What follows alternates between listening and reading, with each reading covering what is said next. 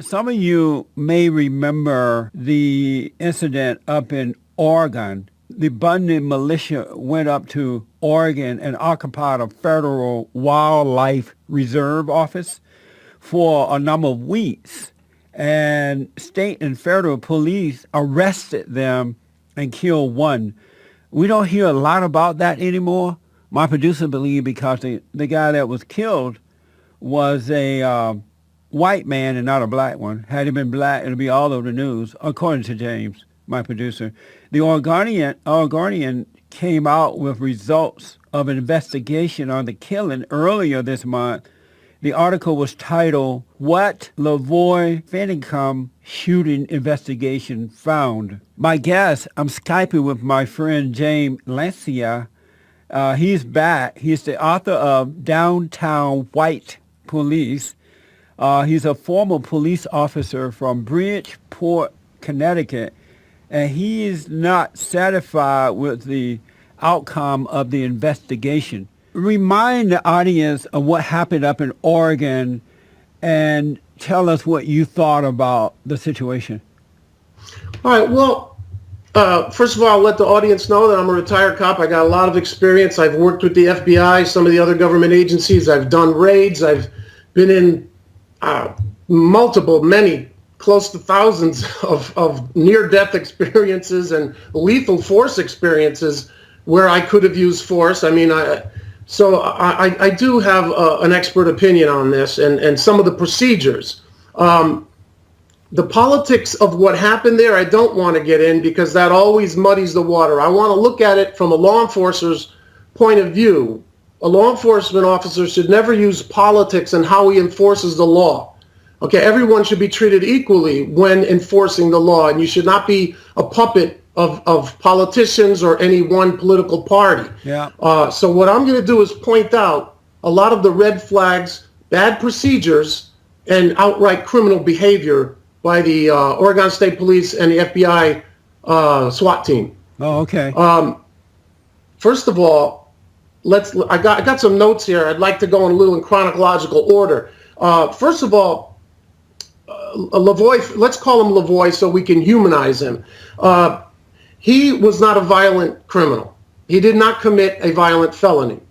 Okay, so he was not wanted for a violent felony. All I know right now about what happened as far as what led up to the event was the fact that they made a traffic stop on the highway.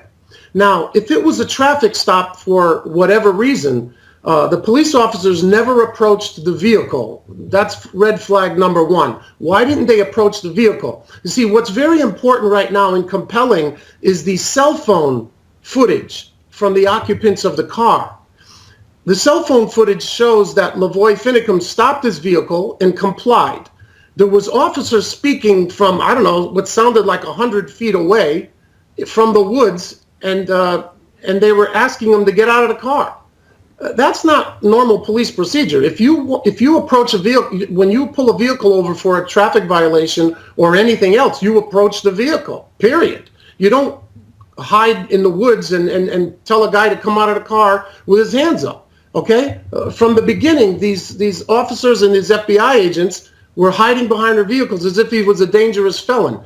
I don't see anything he did to count him as a dangerous felon. He didn't commit a felony violent crime at that time, which would warrant that type of approach. But I believe it was reported that Lavoy tried to run away from the cops once he got out of his car or something.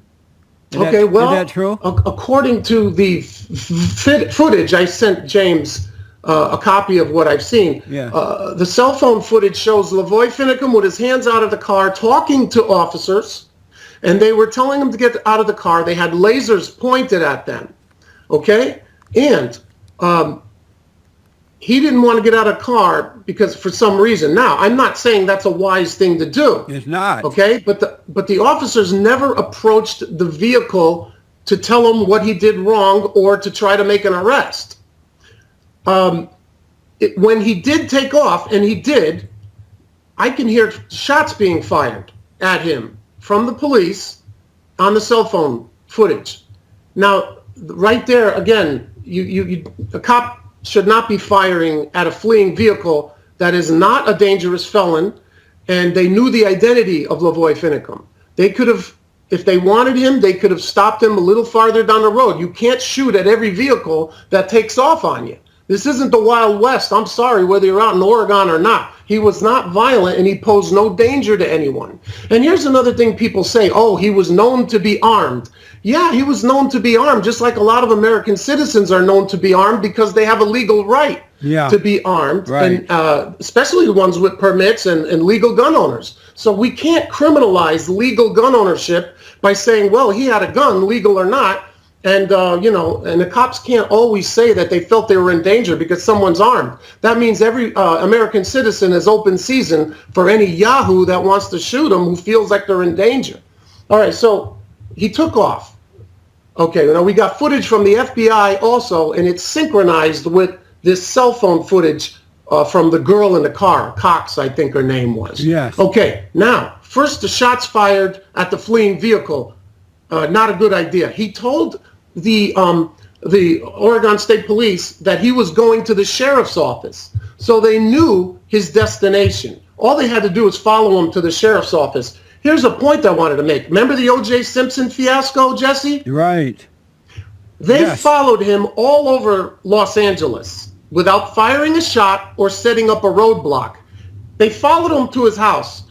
He was a known violent double homicide suspect. He was a danger. They never fired a shot at him, never set up a roadblock. They casually followed him all over the city. Okay, so I'm using that as an example of what they did versus what these guys did. Right. Okay, now, if you look at the footage I sent you and what was on the cell phone, you can hear shots being fired at Finicum's vehicle before it got in contact with the roadblock. If you listen, do you hear the shots? I remember seeing that. I don't have it here now, but I did hear that. Okay, shots were fired at the vehicle before he even had a chance to stop. So he ran off the road.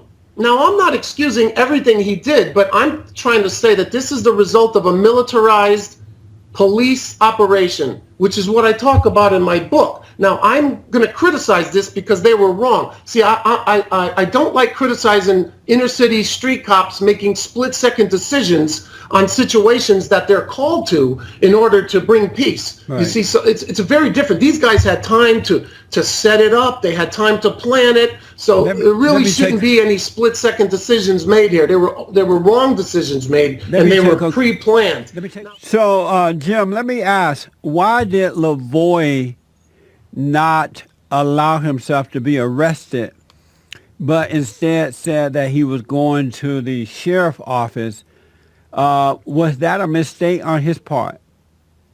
Well, I'm not sure. Maybe he was afraid. I don't, like I said, I don't want to condone anything that he did either, but I think he was afraid. I think at that point he might have been afraid because of the actions of the police officers. They did not approach his vehicle in a normal fashion. They had guns and lasers trained on him. That's not normal, Jesse. That's not how you handle a motor vehicle stop or even an attempt at an arrest. You approach the vehicle. Every time we approached dangerous felons, we approach the vehicle. We always advance. We don't hide behind trees and cars. So this is why this bothers me. But maybe they thought that they knew he was armed because he openly carried his weapon. So maybe they were afraid to approach his car because they knew he was armed.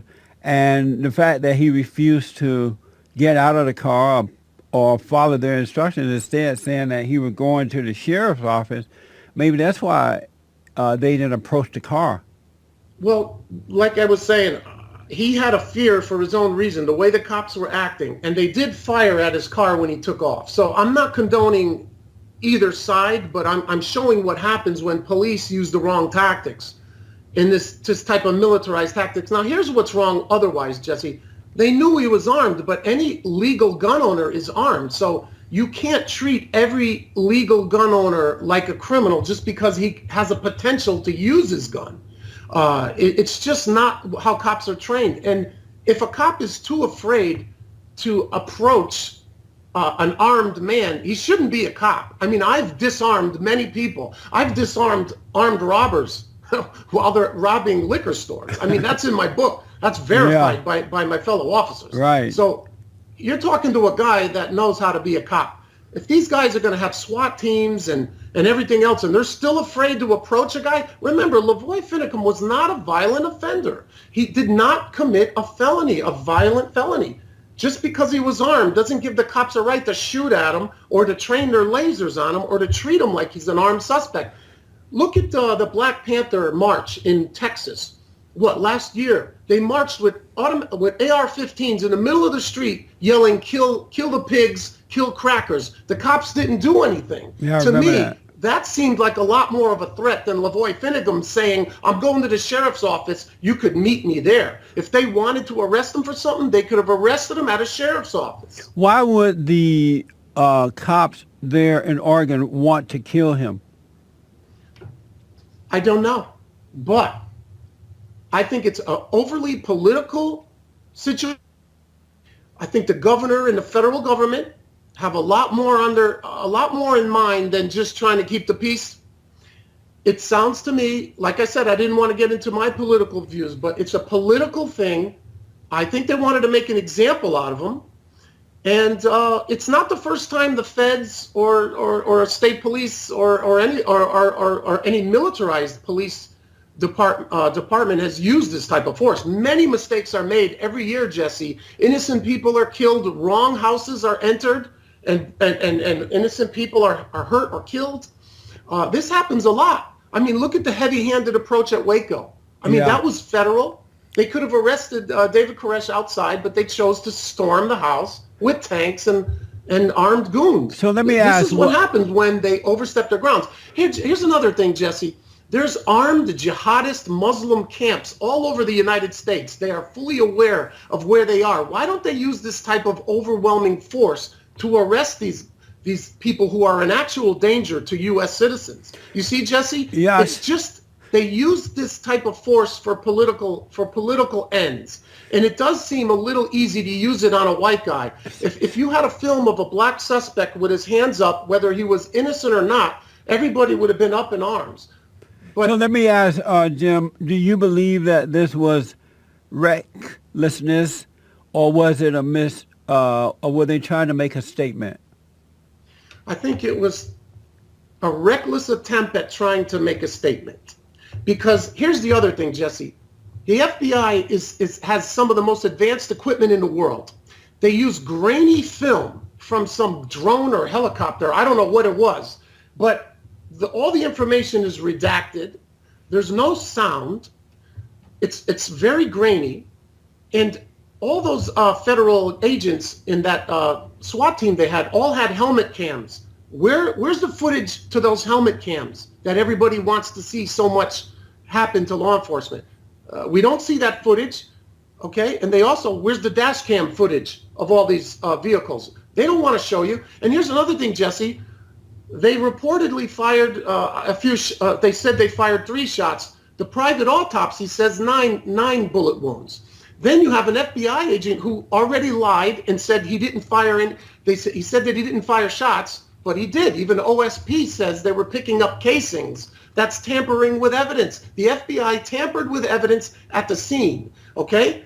And then he admitted later that he fired shots. They even have him on the video of their own video. Fired a few shots and he retreated. These guys looked cowardly, and to me it looked criminal. You know, if I'm going to be taken seriously as a retired police officer who wrote a book about what good cops are supposed to be and what bad cops are supposed to be, well, I have to point out the bad also. And this is bad all around. So how do you? It's not about the politics. How do you respond to the Oregonian reporter who supposedly have given us the facts on the story? Do you think that this reporter told the truth? Well, I'm not sure what the reporter said, but who's this reporter? Was the reporter there? Is the reporter have any experience whatsoever in how a law enforcer is supposed to execute his duty? I'm talking about. I don't think so. I don't take journalists very seriously, Jesse. They all seem to be favoring, the federal government on this one, that's fine. Like I said, I don't want to get into the political I'm talking about the person that wrote the article. If cops are going to treat everybody like this, whether they're armed or not, we're in a lot of trouble, Jesse. Hey, Jim, I'm talking about... This is not how you do it. Jim, I'm talking about the person that wrote the article, the Oregonian reporter who wrote the article. Do you believe the... I'm sorry, what did you say about that? Do you believe the article or no? I don't think I read the article you're talking about. Oh, I sent you an article with synchronized cell phone footage from the occupants in the vehicle. Yeah, well, I'm talking about the one that you sent me. And that's the one I'm talking about. Did you believe that reporter who wrote that article? No, I did not. Oh, okay. What they did was try to present the case in two different ways, but it seemed that a reporter was favoring the police action. I didn't agree with it. The only reason why I used that article was because it had the synchronized footage of what was going on inside the car with what was going on outside the car. So it gave us an extra insight on the incident that the FBI is failing to provide. So the FBI already lied, Jesse. They lied about firing shots. Then they said they used non-lethal force into the vehicle, but yet there's witnesses that say they saw the vehicle with over 100 shots. The witnesses say there was over 100 shots fired. We could see the video. They're firing gas. They're firing grenades in there, and I think one of the occupants was hit with a bullet. So that doesn't sound non-lethal to me. And at that point, why can't the cops just approach the vehicle and pull the suspects out? I mean, they just look so fearful to me, Jesse. This is from a guy that's done this before. Okay, I've done this with the FBI, with the DEA. Okay, this is not how it's done. If these guys seem like they were trained by Call of Duty video games. When I come back, it's just Jim, bullet showers now. That's all they want to do. Yeah, when I come back, we have some calls for you. We're going to take some calls right after this break. I want to go to the phones, and we have a first-time caller, John, who is from the South, and he is a police officer. We would like to speak to you about this. John, thank you for calling. Welcome to the show. You're on the air with Jim. Thank you for having me on, Ms. Peterson. I really enjoy your show, and I really enjoy watching you and Pastor Manning and Tony Sotomayor. It's good to see black men out there speaking the truth about what's going on with race and crime and all the problems we have going on in the country. I just want to compliment you on that. Okay, thank you very much. I appreciate that, John. With Mr. Lancia, I've read his book, and I recommend it to all cops to read. And something, the whole Oregon thing's extremely fishy. But something everybody needs to take note of is whenever the Ferguson incident happened, we had those riots. Holder and Obama were, when they came to visit, the individuals that were running the outside perimeter security on Obama and Holder was with Blackwater, known as Coldstone, those private security organizations, mercenaries. And I thought it was really funny. I'm like, why are they guarding the President of the United States? Back when it was going on, I'm like, why shouldn't the Secret Service be doing that? Then you find out the Secret Service has been having all kinds of problems. They had that video come out where one of them got drunk and run into the gate at the front of the White House. And in law enforcement, when you see agencies acting like that, what you tell is there's a lack of command. Something's going on. What do you say to that, Jim? Well, I know a little bit about what this officer is talking about, and he's right. I think contractors have been used by the government on U.S. soil, and that's a whole other subject. But it's a very dangerous path because these are not law enforcement officers. They're unknown. They can be hidden. They have no identity and they have no insignia. And if they're being used like that, that could be a very dangerous trend. Have other presidents used them as well, or just Obama? Well, they've been used in place of the Secret Service. If you do searches on the Internet, put quotes around Blackwater and Coldstone and enter different states, they're all over the place. They're teamed up with Monsanto in Oregon right now where they've taken over a lot of land. It's a story that came out just like a week ago. It's not one of those things that'll make mainstream media report, but they're running around all over the country. And something also that was suspicious is they went back and collected all the empty shell casings. Now, that's really strange because Blackwater uses certain types of ammo that's stamped for their god. And I know that's a stretch, but, it didn't make sense. Why would the FBI want to go pick up all the shell casings from that shooting after they killed Lavoy and hide them and get rid of them? That's one of the things that those guys are in trouble for, is making those empty shell casings they collected as evidence disappear. So it sounds as though you and Jim believe that there's some type of cover-up, there's something else going on here. Jim, what do you think is going on? What do you... Well, there is a cover-up. They know they did something wrong, and picking up shell casings at the scene of any incident is tampering with evidence. They didn't provide those shells, so they're hiding evidence. That's a felony. There's other evidence. FBI agents saying they didn't fire when they're clearly seen on film firing. And this officer's correct. It's like I said earlier, I don't want to take a political stand on this. I want to look at it as a law enforcement officer, but it looks like it's a political. This is a politically motivated police action. So is this dangerous. Is this all about the federal government trying to take the land, and Lavoy and other militia groups are trying to stop that? Is it about the land, or is there something else going on? Well, it's definitely about the land. Let me put it this way. As a cop, whenever I first decided I was going to, look into 9/11 a few years back, instead of taking, loose change and episodes of Alex Jones and things like that and looking at everybody else's evidence, I kind of thought of it like I'm a cop, and I've just pulled up to the Twin Towers, and my purpose is to decide, has a crime been committed and who's involved? Well, if you think about it, that's the way a cop will, break down a scene. And when I thought about it, I said, well, all that matters is who gained and who lost. Who gained or who lost is everybody that died in the planes and in the building. Who gained is everybody that lived. And I started investigating, 9/11 just based on that and nothing else. And eventually it started to stink to high heaven. I really looked at it. And if you do the same thing with every conspiratorial or every cover-up that you're trying to look at from the outside, look at who lost and who gained. Who lost are the guys that's in prison, including the original one, the father and son that are in prison for the terrorism charges, why Lavoy and the Bundys went there in the first place. And then look at who's gaining. Well, all of a sudden now Monsanto, who was in all kinds of financial trouble, has now got control of all kinds of land in Oregon where, these families and these militia groups aren't going to show up because now they're running around, they're arresting people that even visited. That came out yesterday, that they're starting to look into arrest people that even visited the place. So let me ask Jim, is it true that Blackwater is out of business now? They're not in business anymore, Jim?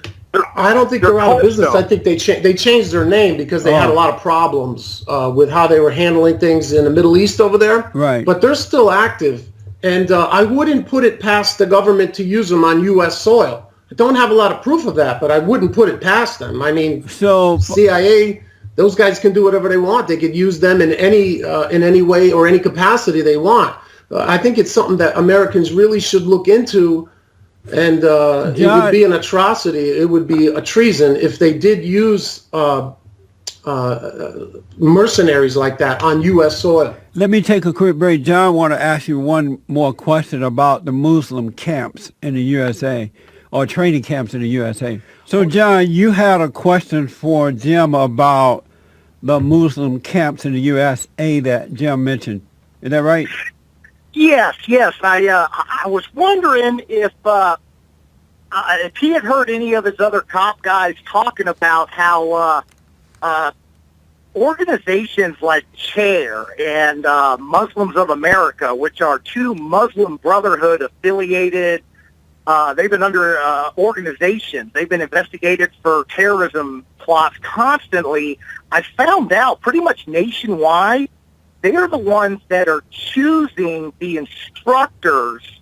Like, let's say local cops decide they want to go get some training on how to deal with homegrown jihad. Well, CHAIR and Muslims of America are the ones getting with the local state organizations, and they're choosing the instructors for these officers. Now, when I saw that, I'm like, that's like asking a bunch of that's like asking a bunch of bank robbers to teach cops how to stop bank robbers that are still in the process of robbing banks. It's like, that doesn't make any sense. Are you familiar with that, Jim? A little bit. There's a lot going on with that type of stuff. It's so vast and so ridden with craziness that people wouldn't even believe. It's like I said, with these terror camps, these jihadist camps are known everywhere, all over the U.S., and nothing's being done about them. This heavy police presence is never used to attack these things and to eradicate these terror camps, which are going to be unleashed on us. That's a real threat to American security. So if they want us to believe that Malheur occupation was a threat to us, and they're going to let this other stuff go, we're not going to be able to take them seriously for anything. But this officer does have valuable information that I may not even be privy to, being retired at this point. Yeah. John, thanks for your call. I appreciate it, buddy. Thank you so much. Keep up the good work. I will. Thank you. Thank you. Jim, in winding down here, so what's the deal in Oregon? And because the father and son are still in prison, so what's going on at this point? We have a few minutes left here. What's happening at this point? Okay. Well, that's the other problem, Jesse. It's how they're imprisoning these people without bond. Look at some of the illegal immigrants that came in, committed violent felonies, were released on bond, and committed more murders and endangered us. But they get released on bond, and these people who really aren't a threat to the American public are held indefinitely in prison. So it's just the unequal, heavy-handed law that we see on certain people, maybe for political reasons, and then how some people just keep getting let out on low bonds or no bonds at all to commit vicious crimes on Americans.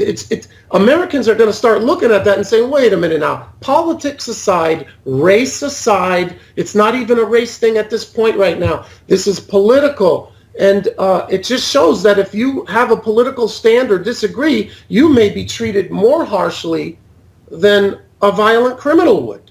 So that's my take on it. It's dangerous on so many levels, Jesse, not just because of the heavy-handed approach, but this shouldn't be a trend in law enforcement. And I don't believe political prisoners should be held in this country. And I think that's what this is, political prisoners. So my final question about this. Is this because these guys are white men, so they're given harsher punishment on white men as opposed to men of color now? Well, let me put the question to you, Jesse. Look at Baltimore and Ferguson, for example. All black, very violent, arson, destruction of property, racial assaults on white people, everything, robbery, everything. Assaults on police officers. Those were violent acts. You don't see the federal government interfering there with a heavy-handed police force. They gave them a chance to do it without cops doing anything. So yeah, I think it could be political and racial. They seem like it's open season on a white male, whether he's violent or not. Because if you look at the statistics, Jesse, more white males are killed by police officers and law enforcement in the U.S. every year than black males. And black males confront police officers violently more than whites. Yeah. So maybe white law enforcement or black law enforcement feels that they have more carte blanche or more of a chance to have open season on white people because there's going to be less repercussion. So it goes, if we want to bring race into it, I think there is some race involved, but it's also political and it's dangerous. We don't see the government using a heavy hand on true dangers to the American public. And that's what I want to let the American public know about. Put politics aside. Everybody's in danger when the government allows jihadist camps to flourish and does nothing about them. Well, I do notice that Lavoy is standing up to the federal government where the blacks are going against the local government. Does that make a difference? It shouldn't. It shouldn't, but it probably does. Yeah. But that just shows you political reasons. The federal government doesn't care if citizens get hurt, if it's not, if it has nothing to do with making them look bad. So what should we do at this point? What should we be doing about all this? We as citizens, yes. I think we got to stop looking at it politically and stop thinking that everything our government does is either wrong or right, and look at every situation in a rational manner and say, well, why did they do this? Why did they use a heavy hand here but not a heavy hand there?